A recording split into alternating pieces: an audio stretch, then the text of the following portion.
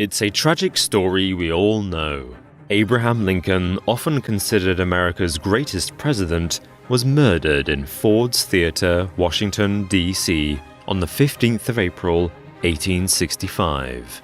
His assassin was celebrity actor John Wilkes Booth. Having performed in Ford's Theatre before, he knew the building and its staff well. It was easy for him to walk into the president's box and fire a single shot into the back of Lincoln's head. But Booth didn't act alone, and he may have had help from President Lincoln's own allies.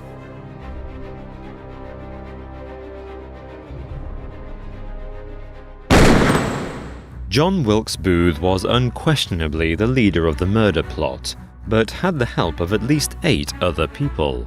Booth recruited a band of Confederate spies and sympathizers. George Atzerodt, David Herold, Lewis Powell, Samuel Arnold, and Michael O'Loughlin all joined the conspiracy. The boarding house of Mary Surratt became both a regular home and gathering place for the plotters. Their initial plan was just to kidnap the president.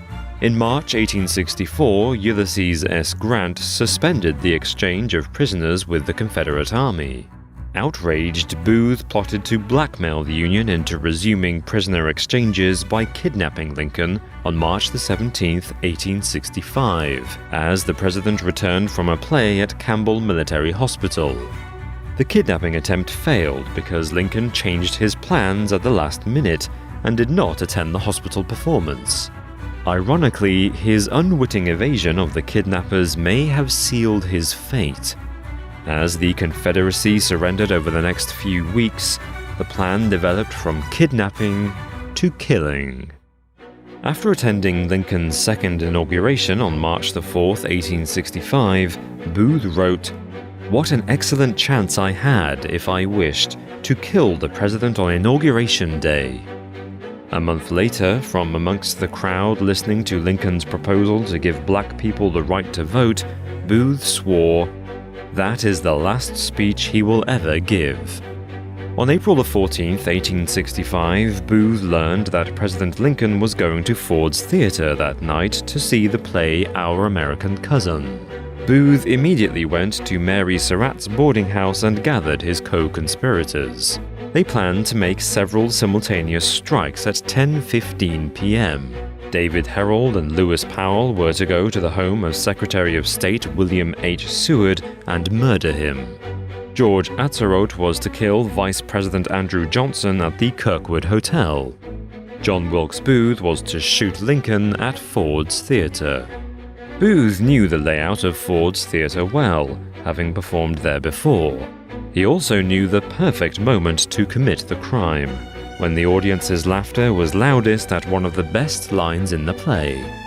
Indeed, Lincoln was laughing when he was shot in the back of the head behind his left ear. In the immediate panic, Booth escaped by jumping 12 feet from the box to the stage and running through a side door to his horse waiting in an alleyway. Lincoln died at 7:22 a.m. on April 15th. By 11 a.m., Andrew Johnson had been sworn in as President of the United States. Remarkably, he was the only target to go unscathed. Lewis Powell managed to injure Secretary Seward but killed no one.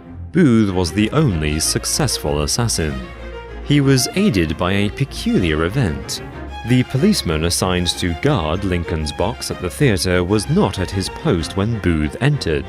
It is still not known exactly where the guard was when Booth shot Lincoln. When the guard was later charged with neglect of duty, the case was dismissed, and no transcripts survive.